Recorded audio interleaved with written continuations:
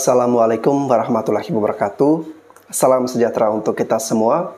Salam, Om Swastiastu, Namo Buddhaya, salam kebajikan, Rahayu, salam Nusantara.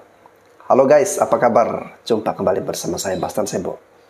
Teman-teman, kali ini saya belum membuatkan video reaksi, tapi kesempatan kali ini saya akan memberikan opini, pandangan saya, ya, terkait dengan salah satu isu yang saat ini lagi berkembang di media sosial kita, yakni kebaya, ya. Jadi ada keempat negara ini, kalau sudah ada peristiwa seperti ini pasti ramai ya di media pemberitaan kita, yakni Singapura, lalu kemudian ada juga Malaysia, lalu Thailand dan Brunei, ya, negara-negara tetangga kita, negara-negara Asia Tenggara ini. Jadi ada keempat negara ini, mereka akan mendaftarkan kebaya, ya, kebaya ke UNESCO sebagai ya, warisan budaya dari negara-negara Asia Tenggara ini, dalam arti negara-negara yang mendaftarkan ini, ya. Nah, tentu bagi kita sebagai masyarakat Indonesia, ya, terutama saya sebagai orang awam, sebagai rakyat kecil, rakyat biasa, pasti kaget dong mendengarkan informasi ini. Loh, kok bisa, ya? Kok berani-beraninya, ya, Singapura, Malaysia, Brunei, Thailand mendaftarkan kebaya ke UNESCO? Dan yang membuat kita semakin curiga, semakin bertanya-tanya adalah kenapa tidak melibatkan Indonesia di situ, ya? Lah kan ini kan kita sebagai masyarakat Indonesia tentu merasa bahwa kebaya itu selama ini ya punya kita yang yang maksudnya menggunakan kebaya dalam kehidupan kita sebagai salah satu budaya atau busana khas dari Indonesia. Kenapa itu tiba-tiba diklaim didaftarkan oleh negara lain tetapi tidak ada Indonesianya di situ, ya?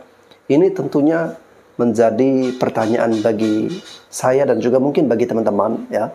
Kenapa bisa seperti ini? Informasinya, ini ada Dewan Warisan Nasional dari Singapura, ya, yang mereka itu mempunyai keseriusan untuk mendaftarkan atau menyerahkan proposal nanti di bulan Maret 2023. Sekarang saja sudah masuk bulan Desember, ya. Berarti tinggal 3 bulan lagi, ya. Dan Singapura ini inisiatifnya atau inisiatornya dari Singapura, dia mengajak Malaysia, Thailand, kemudian dengan Brunei untuk mereka kompak bergabung sama-sama menyerahkan proposal atau pengajuan bahwa kebaya itu adalah bagian atau milik budaya mereka, ya. Bahkan seorang figur atau tokoh yang merupakan CEO dari warisan budaya nasional Singapura ini, dia mengatakan kalau kebaya itu identik dengan kebudayaan Melayu dan merupakan bagian dari kebudayaan Melayu. Sekarang sudah ada dua nih, ya, yang menjadi pertanyaannya, ya. Yang pertama tadi, kenapa Indonesia tidak dilibatkan untuk didaftarkan kebaya ini ke UNESCO? Lalu yang kedua, apakah benar kebaya itu merupakan kebudayaan dari Melayu? Teman-teman, saya di sini bukan pakar budaya, ya. Saya juga bukan pakar sejarah, orang yang ahli di bidang itu, ya. Jadi apa yang saya sampaikan di sini adalah ya opini saya pribadi, dan kalau salah saya mohon maaf dan kalian bisa koreksi di kolom komentar, ya. Jadi seperti ini, ya, teman-teman, informasi yang saya coba telusuri.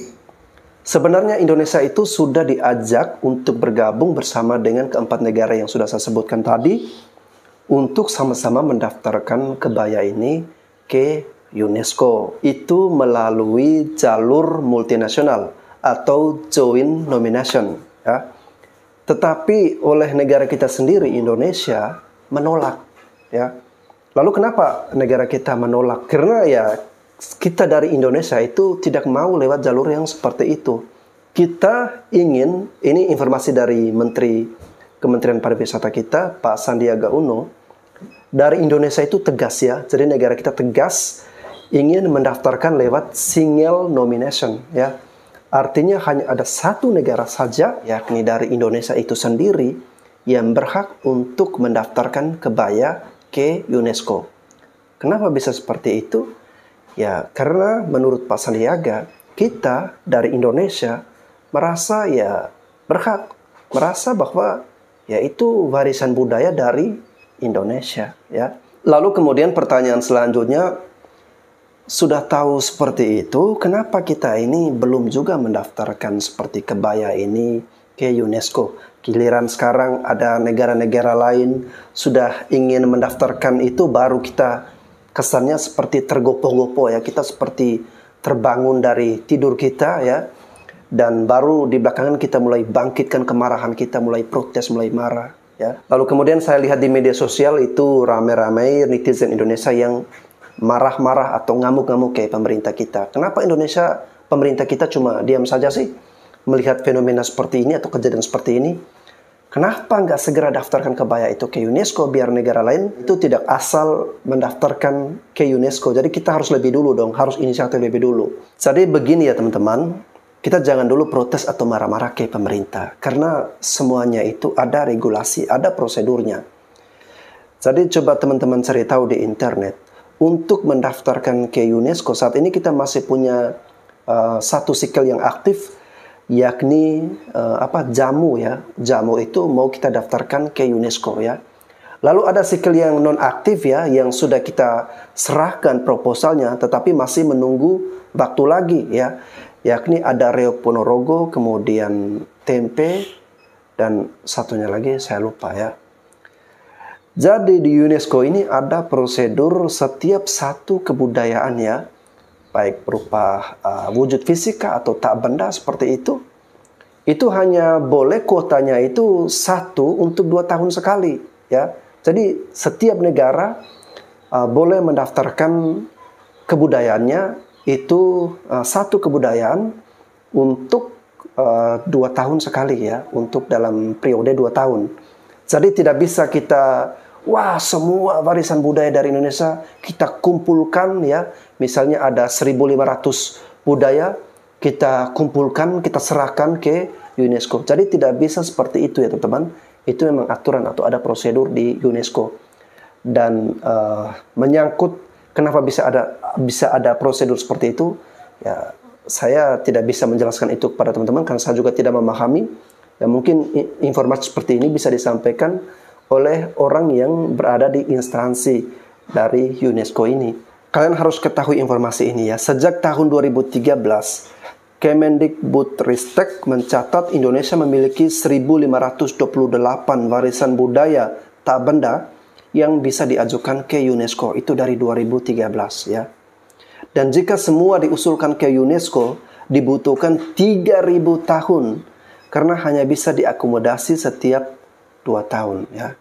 Jadi itu alasannya ya. Alasannya karena apa? Kita sulit untuk bisa mendaftarkan semua warisan budaya kita secara serentak ya. Lalu kemudian dari aturan dari UNESCO itu ada aturan bisa melewat jalur single nomination dan juga jalur seperti tadi joint nomination itu yang bisa dilakukan secara bersama-sama atau beberapa negara sama-sama mendaftarkan. Tetapi teman-teman semua, jangan khawatir karena ada orang yang dari UNESCO sudah menyampaikan bahwa UNESCO ini bukan badan atau lembaga untuk kita bertarung atau saling berkompetisi untuk hal-hal yang semacam ini ya. Jadi semuanya pasti melalui forum dialog, forum komunikasi yang baik ya. Jadi UNESCO sendiri juga tidak ingin jika ada terjadi gesekan-gesekan antar negara hanya karena gara-gara memperebutkan atau mempersoalkan suatu identitas atau suatu kebudayaan yang didaftarkan ke UNESCO. Nah teman-teman, selanjutnya sebenarnya kebaya ini bagaimana ceritanya, bagaimana asal-usulnya? Siapa sih yang lebih berhak memiliki kebaya ini sebenarnya? Atau merasa lebih berhak bahwa kebaya ini warisan dari negara kita loh, atau negara ini loh ya. Jadi kebaya ini ada yang bilang berasal dari Arab, kemudian ada juga versi yang berasal dari Cina ya. Ya, ceritanya dibawa oleh para pedagang dari Arab ya. Mereka datang melakukan bisnis dulu ke daerah-daerah di Nusantara, membawa kebaya itu, ya, kalau dari bahasa Arab katanya kaba, ya, lalu kemudian dipopulerkan melalui bahasa Portugis, yakni kabaya. Seiring dengan perkembangan waktu, ya, kebaya ini kemudian masuk ke dalam kebudayaan Indonesia. Terjadilah proses asimilasi di situ, dan pada awalnya kebaya ini dipakai oleh kalangan tertentu, ya, seperti anak-anak raja, kalangan bangsawan, ya.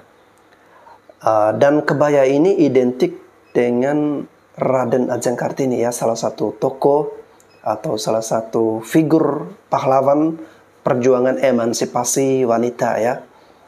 Dan ini sangat identik sekali dengan beliau, karena di foto-foto beliau kita melihat bagaimana Raden Ajeng Kartini terlihat anggun, terlihat berwibawa, bermartabat, terhormat mengenakan kebaya. Dan pada awalnya kebaya ini digunakan oleh perempuan-perempuan Nusantara pada masa itu, kemudian dengan perempuan-perempuan Eropa, ya.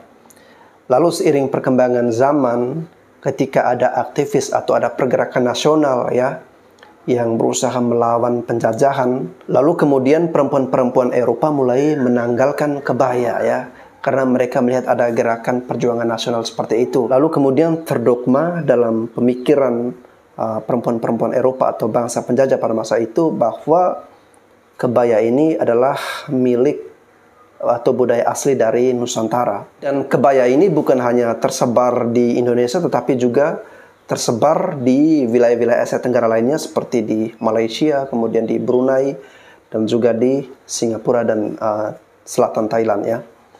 Oke teman-teman, jadi saya hanya memahami sebatas itu saja. Kalau saya secara pribadi, saya meyakini bahwa kebaya ini sudah menjadi ciri khas atau identitas dari budaya masyarakat Indonesia, ya. Kalau nanti persoalan untuk mendaftarkan ke UNESCO, saya sudah cukup tenang mendengarkan informasi dari orang UNESCO yang menyampaikan bahwa UNESCO bukan dijadikan lembaga atau tempat untuk bertarung kebudayaan atau hal-hal yang semacam itu. Semuanya akan dikembangkan melalui dialog dan komunikasi yang baik. Dan pemerintah kita dalam hal ini, Kementerian Pariwisata dan Pak Ganjar juga sudah ikut menyuarakan, dan saya yakin pemerintah kita tidak akan tinggal diam untuk urusan atau isu-isu yang seperti ini. Oke teman-teman, demikian yang bisa saya sampaikan. Sorry kalau ada kesalahan kata-kata dari saya. Sekian dan terima kasih.